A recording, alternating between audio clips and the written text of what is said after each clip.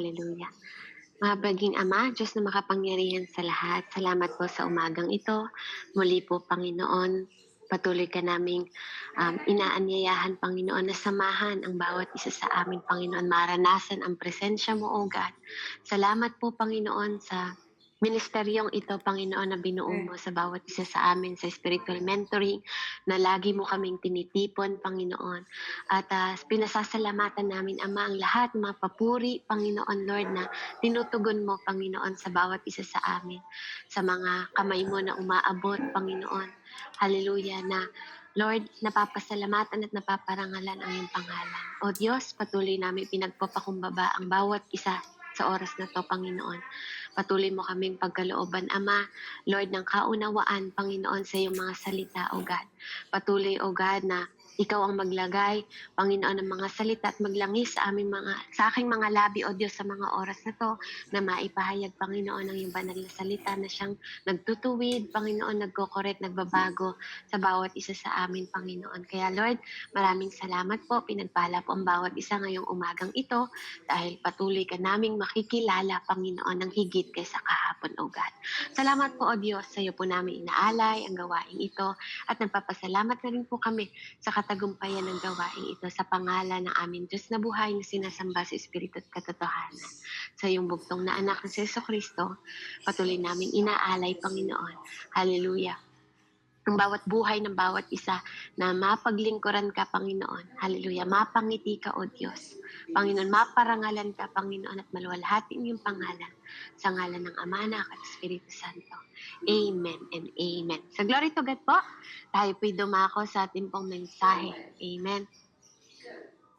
Ayan. Sa Job 37 po. Amen. So makikita po natin dito, sa Job 37, ano po? Yung great voice ng Lord. Amen. Na dinescribe po ni Elihu sa pamamagitan po ng thunder. Po. So makikita nyo dito, sabi niya dito sa verse 1 hanggang 5, ano po? The thunder of His voice. So sabi niya, kinakabahan ako kapag bumabagyo at hindi ko malaman ang gagawin ko. Pakinggan ninyo ang tinig ng Diyos mula sa bibig niya ay nanggagaling ang kulog. Ang kidlat ay kanyang pinaguguhit sa kalangitan mula sa isang panig ng daigdig hanggang sa kasukasuan. Tinig niya ay umuugong parang dagundong ng kulog. Ang pagguhit ng kidlat ay isang malagot-lagot. Amen? So purihin po ang Panginoon, ano? Patuloy po dito, ipinapahayag ni Elihu yung kanya pong kapahayagan po sa buhay na sinasabi niya na pakiramdam niya kailangan ni Job ng mga panahon na yon, no? Kung gaano kabuti at kadakila ang ating Panginoon. Amen? It was good advice. Tunay naman po, di ba? Hindi ko po sinasabi na sinungaling yung sinasabi niya. Diba? Yung ina-apply niya na po na mga greatness na po na katangian ng Panginoon. Amen? Yung good advice but wrongly applied to Job's situation. Na po? Tamang advice, yes, totoo yung lahat ng sinasabi niya. Mabubuti lahat ng sinasabi niya dahil totoo naman po. Diba? Dahil ito yung mga katangian ng Panginoon. But not in Job's situation. Na po, hindi sa katayuan ng situation na ni Job ngayong oras na to, no? Sa kwento po. Amen? Pinapaintindi po niya. No po, pinapaunawa niya how mighty, 'di ba? Yung sound o yung tinig ng Panginoon sa pamamagitan po ng kulog. Amen, na pinaparinig ng Panginoon sa bawat tao, sa atin po. You know, na nagiging, ito yung, dito niya po inalintulad yung tinig ng Panginoon. Amen? Purihin po ang Diyos, no? Alam niyo po, punta tayo saglit sa Psalm 9, dito po sa Psalm 29. Na po, tingnan natin kung paano dito dinescribe din po ni David. Psalm 29. Ano gusto mo ito? Paubuhin ka dito. Yan. Na po, sa pamamagitan din ang tinig ni Yahweh.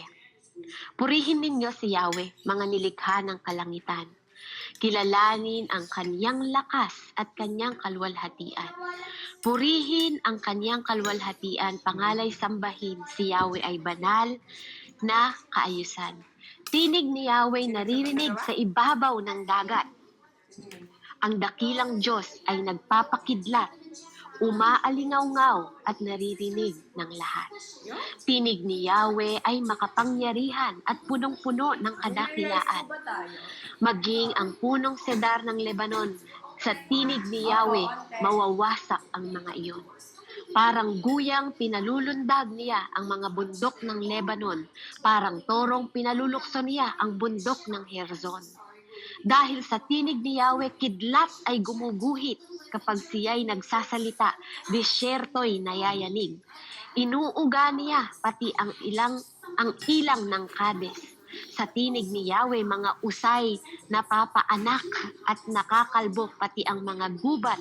Lahat ng nasa templo'y sumisigaw, ang Diyos ay purihin. Amen? So nakita niyo po, anak? Totoo yung mga sinasabi ni Don Elihu na this is how our Lord is great. No po? Yung greatness ng Diyos. Pero alam po kasi natin na ang pinag-uusapan natin dito is about po sa sitwasyon ni Job na kanya pong pilit, no po, na ini-insist. No, ini-insist nila na at pinapaunawa niya pa rin, no po, yung mga sinasabi niya sa pamagitan ng kanyang mga sinasabi. No po, na may katotohanan po. Talaga naman na totoo, no? Na dito nga ito po ang mga ito yung nagpapahiwatig, no, ng tinig ng Panginoon kapag nangungusap po siya sa tao. Amen. So makikita natin from 6 to 13. No po, sa verse 6 to 13, no? Ano yung mga nagagawa ng tinig ng Diyos? Amen. No po. Sabi niya dito, sa 6, pinauulan niya ng yelo sa ibabaw ng daigdig. Ibinubuhos niya sa lupa ang ulang walang patid. Pinahihinto niya ang tao sa kaniyang gawain upang malaman niya kung anong kaya niyang gawin. So, nakita po natin, kapag sa pamamagitan ng mga calamities, no, or mga season, amen, season na ginagawa ng Panginoon. Amen. Mapayelo man, kidlat, kulog, ulan, di ba po? Malakas na hangin. Amen. No po? Dito, pinapahiwatig lang po na lahat ito is under control ng Panginoon. That is His sovereignty. No po? Na lahat ng dako ng mundo, no po, sa lahat ng panahon, nandoon ang Diyos. He is omnipresent. Amen. So ito po yung mga sitwasyon at kalagayan, po, na dito sa verse 6 and 7, makikita ninyo na ito yung mga kayang gawin ng Panginoon. No? Kaya niyang pakilusin lahat, kaya nga God is in control.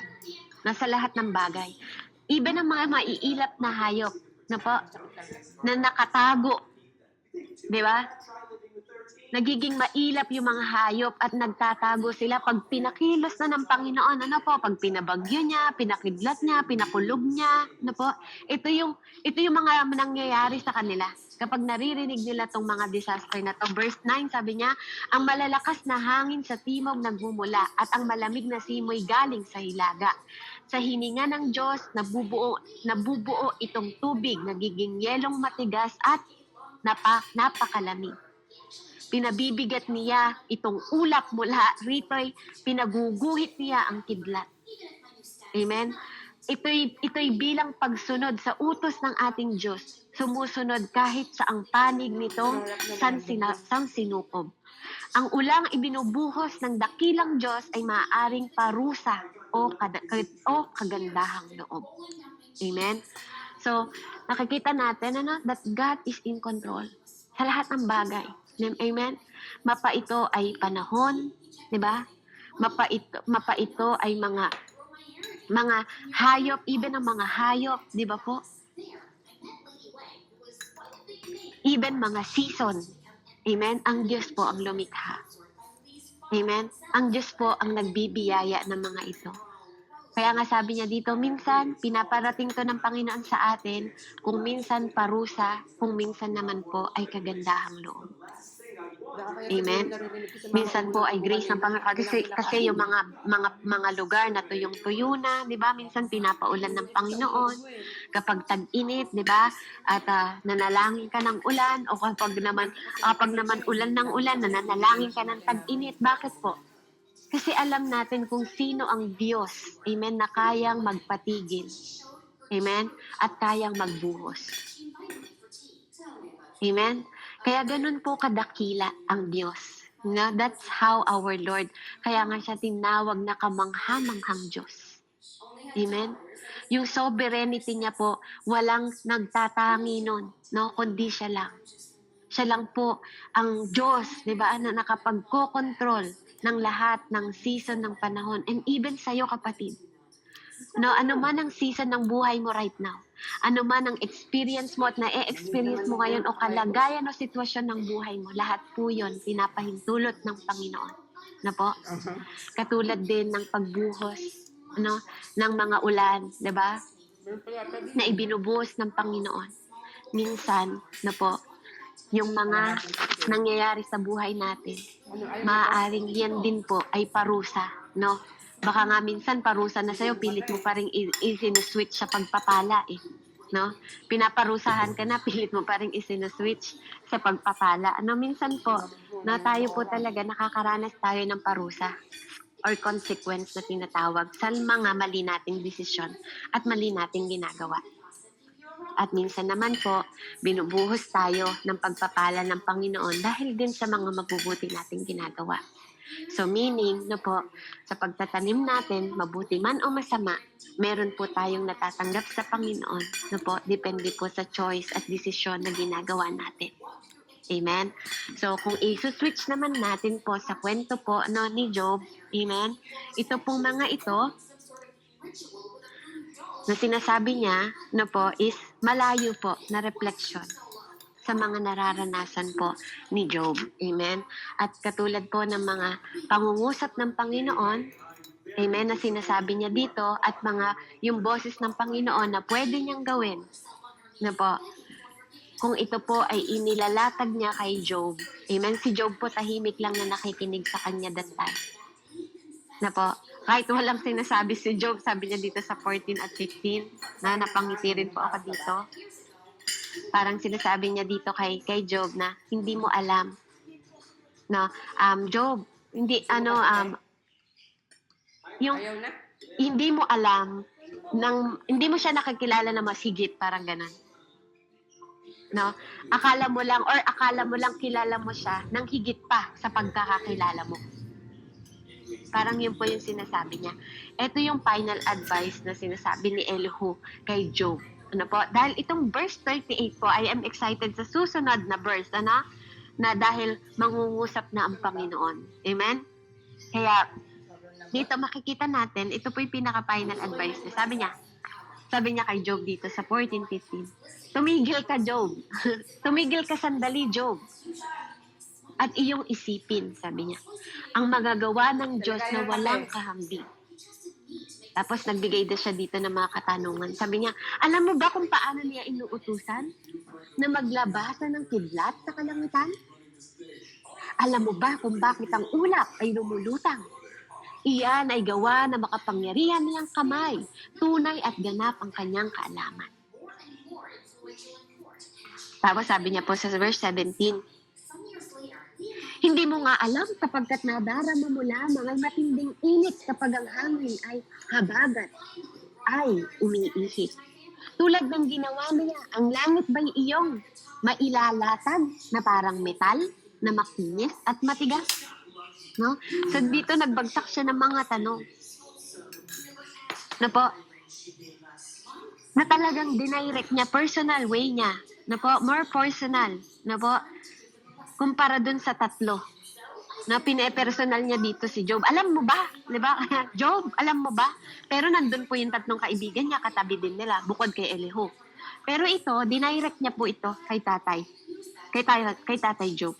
No, inapila niya kay tatay Job, very direct and in personal way. na more personal. Bukod sa 3 po niyang kaibigan na nandun din sa harapan. 'Di ba? Pwede naman niyang sabihin na, alam niyo ba? 'Di ba? Kayong 4 na nandito, ikaw, Job, 'di ba? Tapos yung 3 pa na kaibigan niya na nandoon. Pero hindi eh. Na po, talagang pinepersonal niya to at dinirect niya po mismo kay Tatay Job. Lahat ng mga tanong niya to. Kaya, obviously po, obvious na lahat ng mga bagay na to ay in-address niya po kay Tatay Job. Amen? Kaya, dito po, tayo mismo, kung i-apply naman po natin sa sarili natin, no? Dito tinuturuan tayo na parang sinasabi niya to sa kanya, at naririnig natin ngayon para i-humble natin yung sarili natin. Kasi, pinagbibintangan niya nga si Tatay Job di ba? Pero mali nga po, no? Mali nga yung kanyang thought, no? Tama po yung mga ideas niya. Dahil ito po ang katotohanan, no po, how God is yung greatness ng Panginoon. Amen. Pero yung mga wrong premise po na sinasabi niya, no? Na pine-present niya po kay Job, kung bakit nagkaroon ng whole crisis na dumating sa kanyang buhay. Pilit nilang sinasabi, it's all from his sin. Na po, which is alam nating lahat. Dahil wala naman si Elihu nung first part ng Job na naririnig natin yung kwento, di ba? Wala po siya sa part na yun. Para sabihin niya na tama ang kanyang mga sinasabi or statement niya about kay Tatay Job that time. Amen? Kaya nga, kung titingnan natin, nakakahabag yung sitwasyon ni Tatay Job dito. Sa kabila ng kanyang pinagdadaanan, lahat ng pinagdaanan niya, tas ito yung mga tao na nasa paligid niya. No? And I believe, Tatay Job is a righteous man. Naiintindihan niya lahat ng bagay na to on how God performed. Kung gaano ka marvelous ang Panginoon. No po? Naiintindihan niya lahat yan Na po, kung paano mysterious ang Panginoon. Provident sa kanya yun kasi pinagpala po siya ng Panginoon sa lahat ng bagay. Amen? Kaya nga, alam mo yung takot ng Panginoon. Takot niya na lang sa Panginoon kung bakit siya nag-aalay sa Panginoon, nananalangin siya araw-araw. Diba? Na huwag magkasala sa kanya yung mga anak niya na baka may nagagawang pagkakasala sa Panginoon. No? Itong sinasabi ni Elihu dito is para magpakumbaba si Tatay Job. Kasi hindi mo alam lahat. Diba? Kung pakiramdam mo, parang ito yung sinasabi niya, kung pakiramdam mo, Job, lahat ng bagay alam mo, nagkakamali ka. Hindi mo nalalaman lahat. Kaya, itong mga question na tinanong niya, na po, maaaring hindi alam ni Tatay Job ang mga sagot. Na parang sinasabi niya, kaya ang dapat sa'yo, Job, magpakumbaba ka. Diba? Magpakumbaba ka, sabi niya. Kaya nga, 2 beses yung sinabi dito. Sa 15, di ba, at 16, sabi niya, alam mo ba? Di ba? Alam mo ba? Di ba? Parang gano'n. Don't you know? Di ba? Sa English, gano'n yung sinasabi niya. Do you know? Di ba? Nalalaman mo ba? Pinagdidiinan niya. Di ba? Lahat ng bagay na to kung alam mo, kung sa palagay mo, alam mo yung mga kasagutan, hindi mo alam, Job. Kaya dapat magpakumbaba ka. Di ba? Ganun yun Di ba? May mga bagay na maaaring hindi natin nauunawaan. Kaya ang kailangan po natin is magpakumbaba before God. Amen? Which is tama naman po. No, sabi nga, we need to humbly ourselves before the Lord. Yun ang kailangan nating gawin. No po? Ang sumunod, magkaroon po ng takot sa Panginoon. Amen? Kaya dito, kung paano po kinumfronted na po ni Elihu, no, yung kanyang paniniwala. Dahil ang feeling niya, si Tatay Job ay arrogance. Na po? At deserving niya yung mga justification na to from God na sinasabi po ni Elihu. Kasi ito, ina-address niya at ini-insist niya na si Tatay Job na po ay nagkasala sa Panginoon. At kailangan niyang i-please ang Diyos instead of si Tatay Job. Parang gano'n. No? Instead na ang Panginoon po. Kaya niya ipinapahayag ang mga katangian ng Panginoon. Ano po? At dito rin, napafind out natin na hindi niya talaga naiintindihan ng totoo yung suffering ni Tatay Joe. Amen? Minsan po may mga tao na hindi rin natin alam kung bakit sila nagsasuffer. Amen? May mga mysterious na bagay na ginagawa ang Panginoon sa bawat buhay ng bawat isa. Maaari pong hindi natin nauunawaan. Kaya minsan, imbis na magsasalita po tayo kung wala na lang tayong magandang sasabihin, wala pong masama na manahimik tayo. Amen? Kaya, purihin po ang Panginoon kasi dito, no, sa kwento ng Tatay Job na to, no, this is the last time na i-confront nila at i-advise niya si Tatay Job. Kasi sa mga susunod po, maririnig na natin ang tinig ng Panginoon kung paano po silang babalikan ng Diyos sa mga salita nila na sinabi about kay Job. Amen? And excited po ako doon next week. Amen? Kaya tayo po, matuto tayo na as long na nalalaman natin at nauunawaan natin ang pagkilala natin kung sino ang dakilang Panginoon na nasamba. Matutunan nawa natin na lagi po tayong nagpapakumbaba. Pag nakikita mo sa sarili mo na mabunga ka na o nagkakaroon ka na ng mga bunga or mga disciple, no, na under mo, di ba? Under you dahil ikaw ay pinagpala ng Panginoon sa karunungan, pinagpala ka niya sa pamamahala sa mga tao o ministeryo. Lagi nawa nating matutunan na laging magpakumbaba sa harap ng Diyos. The more na nagiging mabunga ka, the more kang nagpapakumbaba. The more na nagiging maalam ka, the more kang lumuluhod at yumuyuko sa Panginoon. Amen? Kasi doon po yun ay kayamanan. Alam nyo ba, yung matuto tayong magpakumbaba. Pag natututo tayong magpakumbaba, natututo tayong rumespeto. Amen? At natutuwa po ang Panginoon pag ganun yung mga bagay na natututunan natin. Because we know that God is in heaven above. Na po?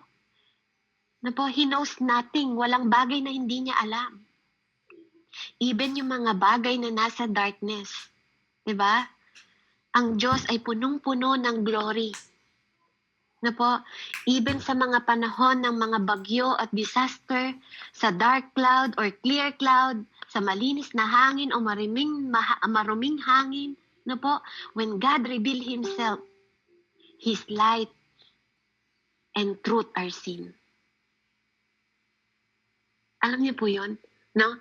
Kahit pag-gaano kadilim yung sitwasyon mo, kahit pag-gaano yung mga tao na pinagbibintangan ka, tinataga ka sa likod, ano man yung nararanasan mo sa mga panahon na yon, pag ang Diyos na ang kumili sa buhay mo, lahat ng mga darkness na yon, lahat ng mga burden na yon, lahat ng mga kabigatan na yon, lahat ng mga problema na yon, tatabunan ng Panginoon ng pagpapala because He is sovereign. Walang bagay na hindi niya alam sa buhay mo. Even ang bilang ng buhok mo, alam niya. Even ang ugali mo, alam niya. Even ang laman ng puso mo, alam niya. Even ang laman ng isip mo, alam niya. That's how God is sovereign. Ganun kalawak ang nalalaman ng Diyos. Hindi lang niya kayang kontrolin lahat ng mga kinreate niya sa mundong ito. Even ang puso mo at isip mo kaya niyang i-transform kung papahintulutan mo lang ang Panginoon na maghari sa buhay mo. Amen? Kaya dito po sa verse, sa katapusan po ng ating sa 19 hanggang 24, makikita natin dito si Elihu pa rin, na nagsasalita kay Tatay Job. At sinasabi niya dito na stop trying to speak to God, but simply fear Him instead. No? Hintuan na. Diba? Ganon yung pakikipag-usap, parang ganon sa Panginoon. Bagkos, magpakumbaba ka na lang. Diba? Kaysa magtanong ka pa o magsalita ka pa tungkol sa Panginoon, ito yung sinasabi niya. Why don't you just magkaroon ka na lang ng fear of the Lord? Instead na magtanong o makiusap sa Panginoon. Makipag-usap sa Panginoon. Tingnan po natin, ha? 19. Ituro mo sa amin ang dapat sabihin sa Diyos. Isip namin walang laman, pang-unaway kapos. Ang makiusap sa Diyos ay hindi ko na hahangarin. Bakit bibigyan ko siya ng pagkakataong ako ay puksain? Ngayon ang langit ay nalinis na ng hangin at nakakasilaw ang kanyang luningning. May ganitong kaningningan sa gawing hilaga. Iyon ay kalwalhatian ng Diyos na dakila. Ang Diyos ay tunay na makapangyarihan, kaya walang makalapit sa kanyang kinalalagyan. Siya ay tapat at makatarungan sa pakikitungo sa sangkatauhan. Hindi nakakatakang siya'y iginagalang ng lahat at di niya pinapansin ang mga nagkukunwaring mauutak. Amen? So dito makikita natin kung paano niyang tinuturuan ulit si Tatay Job. Amen? Sa kanyang mga sinasabi. Hallelujah. Na alam mo, di ba, na Almighty ang Panginoon. Na parang sinasabi niya dito, alam niyo po yung pumasok dito sa isip ko, nung sinabi niya dito yung kalulunningan ng malagintong kaluningningan, na reflect po sa vision ko yung araw. Na parang sinasabi niya dito, subukan mo kayang tumitig sa araw. Tingnan ko lang kung makita mo. Diba? Kung tingnan ko lang kung makatagal ka. Na po, subukan ninyo. Subukan po ninyong tumitig sa araw. Kasi ganun, no, mas higit pa doon yung liwanag ng Panginoon na kaya niyang ibigay sa atin. Because God is the greatest light.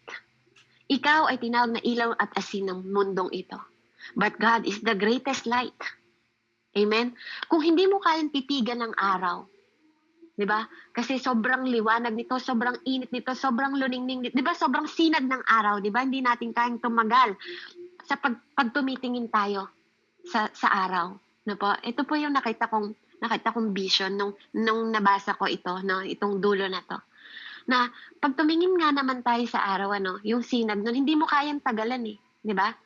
Na ang gagawin mo na lang, alam mo, pipiliin mo na lang, na imbis na titigan mo yung araw, yuyuko ka na lang. Amen? Hindi mo tititigan yung liwanag, bagkos, di ba? Pipiliin mong yumuko. No? Parang piliin nating magpakumbaba. Amen? Kasi hindi natin kayang daigin yun No, kung gaano kaliwanag ang Panginoon, parte lang po tayo at kabahagi lang tayo ng lahat ng bagay na meron ng Diyos. Kaya nga siya tinawag na Almighty God. Na po, parte lang din tayo as a man ng wisdom, kabahagi lang tayo. No, we're just asking the Lord. Kaya nga, sabi 'di ba, kung merong mas mataas na karunungan kaysa sa iyo, di doon ka magtiwala, 'di ba? Kasi He is above all. Amen? Kung mayroong mas mataas na wisdom, amen? Mas mataas na karunungan, mas mataas na kaunawaan, amen? Doon tayo magpakumbaba kung sino yung nagtataglay ng mas mataas kaysa sa atin. No? Wala tayong ibang kayang gawin na po kundi mas higit na ikatutuwa ng Panginoon kung tayo po ay magpapakumbaba. Magkaroon tayo ng takot sa Diyos at magkaroon tayo ng obedient heart kasi yun lang ang buong katungkulan natin bilang tao. Amen? Kesa magkunwari tayong mauutak. Na po? Kaya nga, sabi nga dito sa last verse po, hindi katakatakang siya iginagalang ng lahat. Totoo naman. Kasi po, ang Diyos ay tunay na makapangyarihan. Wala pong makakalapit sa Kanya. Ni wala nga ding nakakita. Amen? But the Lord is justice. Sabi ko, walang rehistro yun, Na po, sinasabi niya dito, God is justice. Saan ka punta? Ng pakikitungo sa sangkatauhan. That is right. Kaya makikita natin at matutunghayan natin kung gaano ka-justice ang Panginoon after all ng mga paratang na to. Kaya ano man ang paratang na naranasan mo, ano man ang paratang na narinig mo, di ba? At nakarating sa'yo behind your back, huwag mong kakalimutan that God sees more than you can imagine. God's here more than you can imagine. God is omnipresent and omnipotent. No? Kung talikuran kang pinag-usapan ng mga tao, narinig ng Diyos yun.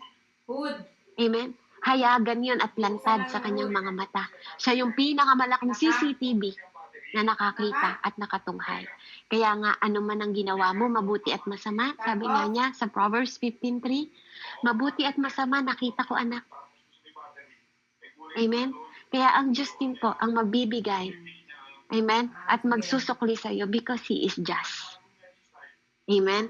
At hindi tayo magtataka kung bakit ganun na lang. Even ang mga anghel, holy, holy, our God Almighty. Di ba? Na nag-aawitan sa langit kung gaano kadakila ang ating Panginoon. Na po? Kaya kung siya ang may mataas na karunungan, pangunawa, di ba?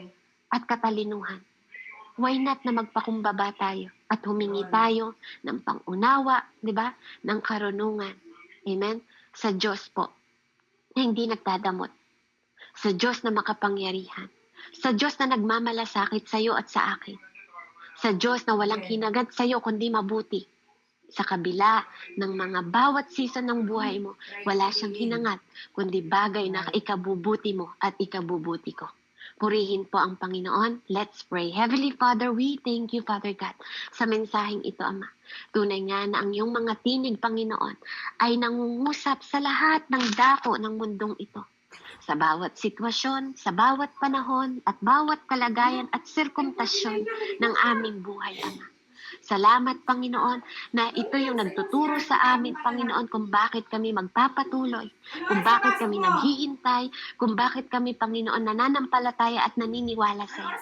Dahil alam namin, Panginoon, na ang lahat ng bagay sa mundong ito ay kaya mong kontrolin. Nasa ibabaw, nasa kamay mo ang lahat ng ito, as you said sa Job 12:10, na lahat ng bagay ay nasa iyong kamay, even ang bawat buhay ng bawat isa sa amin. Kaya, Panginoon, salamat. Salamat dahil sa mga kamay din na yon, pinangako mo sa amin na hindi kami mapapahamak dahil iniingatan mo kami at walang makakaagaw sa amin sa kamay ng iyong Ama at sa kamay mo. Dahil kami ay nilikha mo, Panginoon, para sa iyo. Kaya maraming salamat po, O Diyos. Purihin at dakilain ka, Ma, sa pinakamataas na papurit pasasalamat sa pangalan ng Diyos, Ama, Anak at Espiritu Santo. Amen and amen. Palakpakan po natin ng Panginoon. Glory to God po and God bless po sa bawat isa. Pinagpalang araw po.